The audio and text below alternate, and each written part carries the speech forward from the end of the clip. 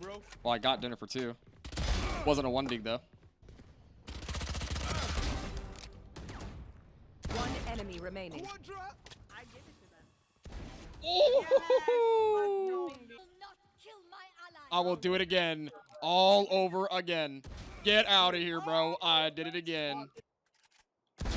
They're super dead. Yeah. Yep. Got him. Walk it off, G. One enemy Got him. You ain't remaining. coming back. Go, baby.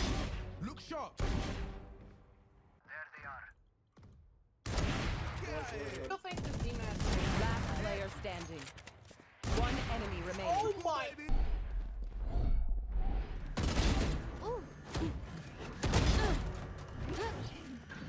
One enemy remaining. That was disgusting. Chill out for a second. Again. Oh, you ain't coming back. One enemy Walk it remaining. off, G.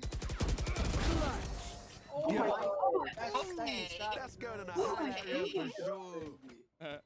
Yo, what is going on, guys? Numb here, and today this video I have for you is all about how you, the viewer, yes you, can improve your aim in Valorant. Now, full disclosure before this video starts, guys, by no means am I a professional player on Valorant. However, I do have over 1,300 hours on Counter-Strike Global Offensive alone, as well as plenty of other hours in first-person shooters, so I do know how to improve my aim in games like Valorant just because of how the mechanics work. And to let you guys know, since this video is going to be a decently long one, I have timestamped the entire video on screen for you in the YouTube player and also in the description below, so you can jump around in the video if you want to.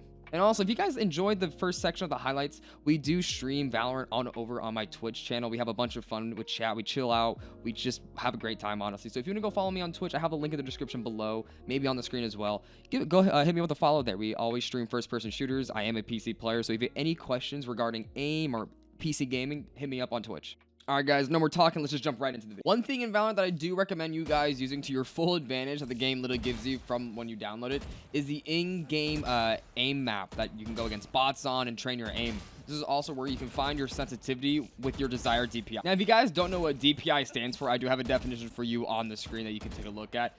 But in retrospect, in like dumb terms really, it basically means how much you move your mouse per inch is the amount of pixels your cursor will move on screen. So basically, the higher the DPI setting you guys have, the faster your cursor will move, and the slower the DPI, the slower your mouse. Now, DPI settings are on every single mouse out there, though if you have like one from Razer, Logitech, or I have one from Glorious right here, it's called the Glorious Model D. I highly recommend this one. It's a super light mouse, by the way.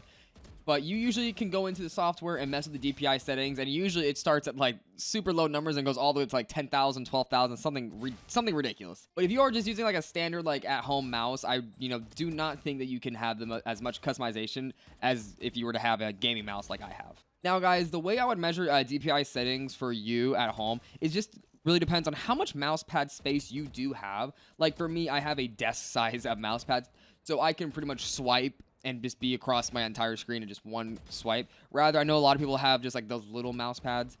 You probably want a higher DPI setting for those rather than a lower one, just because, like I said, the smaller the space, you kind of want to have a faster DPI so you can just get across the screen without having to lift your mouse up again and then re-swipe. Rather with me, since I have a large space to work with, I can pretty much swipe and get across the entire screen with no worries of having to pick up my mouse, resetting it, and then swiping again. Now, to give you guys my personal specs, my DPI setting is set to 400, and my in-game sensitivity hovers around 0.85. It does vary here and there. I'll get to more of that later in this section.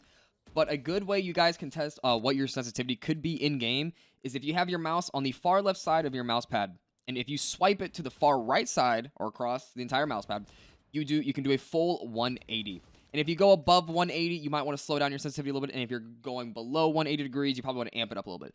This is just so if you're ever in like a gunfight and someone's coming from behind you, you can just do one swipe with your mouse and be facing them completely. And another way you guys can test your sensitivity instead of just swiping your mouse and figuring out if you do a 180 degree turn or not is by actually going into the aim lobbies and using those bots to your advantage. One thing I will do is I will set up a whole row of bots, and I'll basically start one bot, hit a headshot, and see and flick and try to hit another headshot on another bot. And if I fall too short on that flick, I'll amp up my sensitivity just a little bit, like literally by 0.02 more, maybe 0.01. If I overshoot the flick, I drop it a couple ticks. And this is when I said that my sensitivity does hover around 0.85. It varies day on day. So like I'll go into these aim lobbies, which I said I recommend entirely, and you just do this like what I do. If you see on screen here, I'm literally flicking from one head to the other head, and I keep on messing with the sensitivity until I start hitting my shots every time I flick from enemy to enemy. Now, I'm not saying you guys have to keep on doing this until you hit headshot after headshot after headshot. You just want to make sure when you do a quick flick like that, because sometimes you go from killing one enemy right to another enemy, you want to make sure that you're not over swiping and over shooting your enemy. You want to be as on target as possible. And like I said, I always recommend going into these aim lobbies before you play. Every time before I go into competitive or just unranked games even too, I will spend at least 5 to 10 minutes inside these aim lobbies just figuring out if my sensitivity has changed at all. Now, when it comes to Crosshair, guys, this is a totally personal preference for you guys.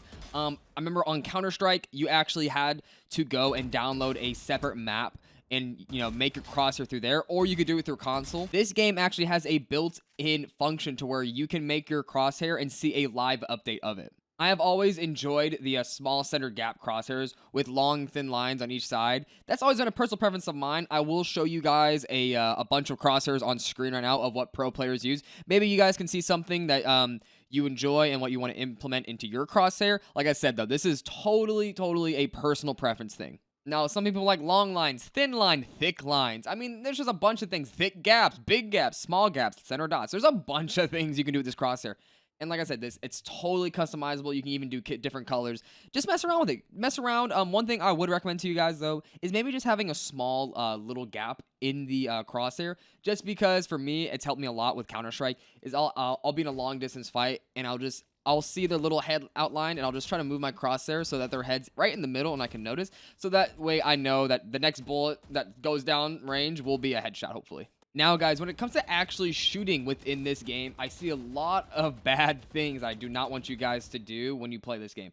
Now, if you guys are coming off a game like Call of Duty, Apex, or any run-and-gun kind of game, this is a different type of game. If you've noticed, whenever you play, if you run and shoot your gun at the same time, either aiming down sights or not, your bullets will not go straight. Your bullets will literally go wherever they want to. This is the type of game that you have to stop and shoot for your bullets to be as accurate as possible.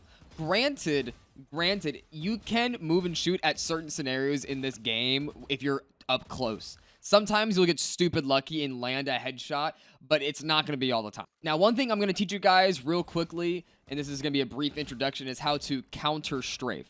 Now, notice I put quotation marks around that. I'm going to address that here in a second. But on screen right now, you should see the gameplay as well as my keyboard. I'm going to give you an example of counter strafing right here.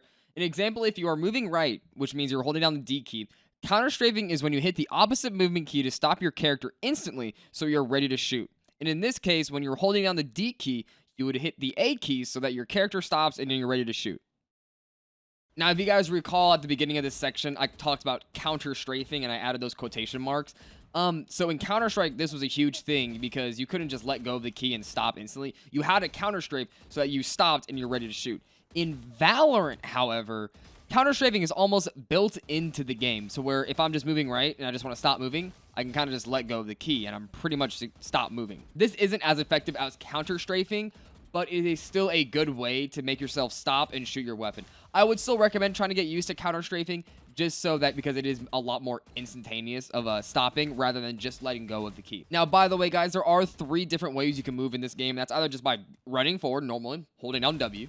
You can walk in this game, which I believe is binded to shift, and crouching. You can move while crouched. That is binded to control, I believe. I have the control and walk switch keybinds flip-flop for me, just because that's how I like it. But when you're walking, you're already moving slow as it is, so counter strafing really doesn't work here, and it's not really necessary. All you really need to do if you're walking and you need to shoot is just stop walking. Now, guys, this technique of counter strafing will help out a lot of you if you guys are hopping off a run and gun type of game like Call of Duty or Apex Legends. With good accuracy comes good movement, and honestly, the more you have and practice this counter strafing, the more accurate your shots will be and just the better movement you'll have in Valorant. Now, guys, moving on from how to actually move in the game, we're going to be talking about something called Recoil Control, and this is a big one because this is a game that has a lot of recoil with all of its guns. I've seen it way too many times when someone's at a very long distance from an enemy, and they just start spraying, and they don't move their crosshair, and all the bullets are just climbing above the enemy's head. By the way, please don't do that in-game. Ever. Here is an example of how bullet sprays work in this game. The first couple bullets will be on target, but if you continue to hold down the trigger, they just start doing whatever the hell they want. Each weapon has its own spray pattern. As you can see with the Vandal, for instance, the bullets start to climb and hit a certain height, and then they start swaying left to right.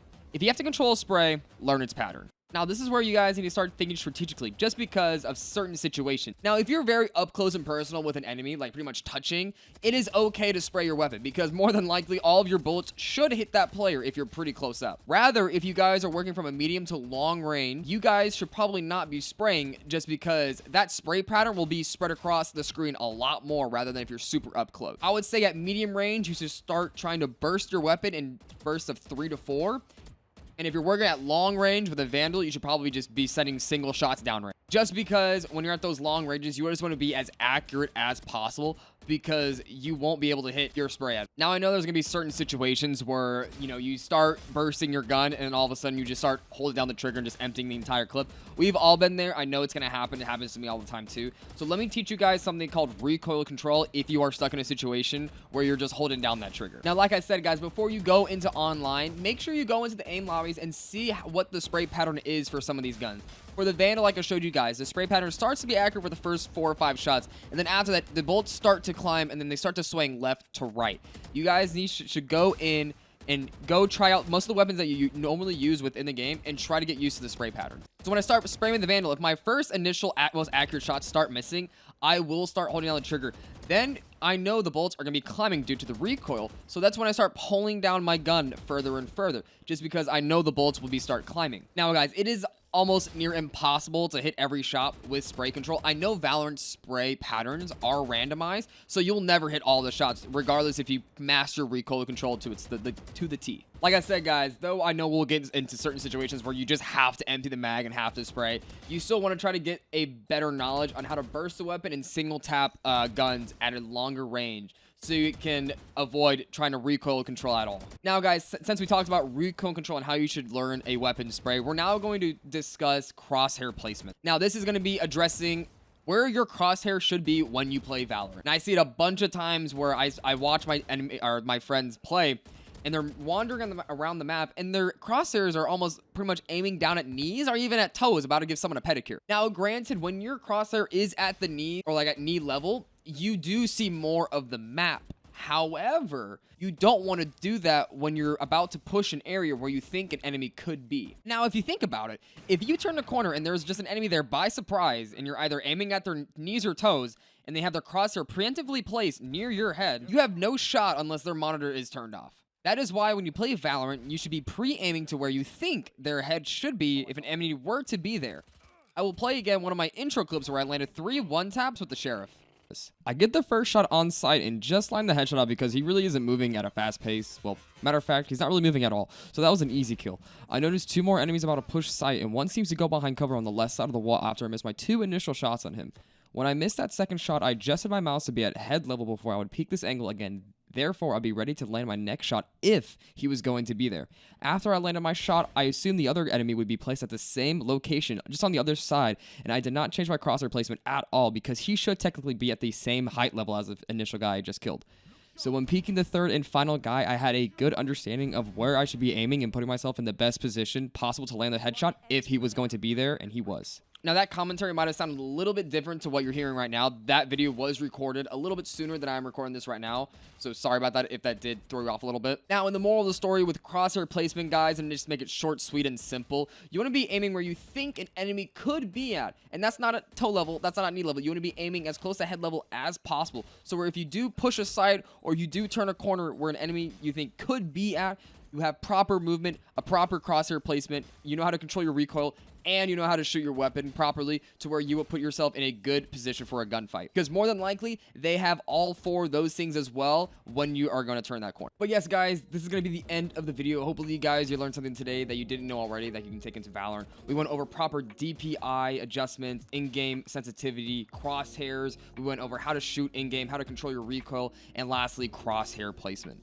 Now guys, these were the basic fundamentals of how you can better your aim in Valorant. Now with these tips guys, you only get better and learn more with how much time you put into the game actually. So start implementing some of these tips into your gameplay, either if you're playing ranked or you're playing competitive. And let me know how this goes guys. If you want to leave a comment down below letting me know how this video was structured and if the tips were helpful, let me know in the comments, man. I would love to see what you guys have to say. You can also tweet at me on Twitter, or if you even want to come tune into one of the live streams, we stream Valorant here and there. So you can come even type in chat and let me know how the video was and how much it helped you. Now guys, like I said, I'm not a pro player at all, but if you guys do want to learn how you can use the map to your advantage by either peeking corners, using the terrain and the geometry of the map to your advantage, let me know as well in the comments. Like I said before, I would love to start making more videos on Valorant and helping out new players. And again, if you found anything useful with this video guys, make sure you hit that like button down below. And also if you want to see any more Valorant gameplay from me, like highlights from streams or more just tips and tricks, make sure you hit that subscribe button as well as the notification bell off to the right. I would highly appreciate it. Thank you again for watching guys. Hope you guys learned something from the video, and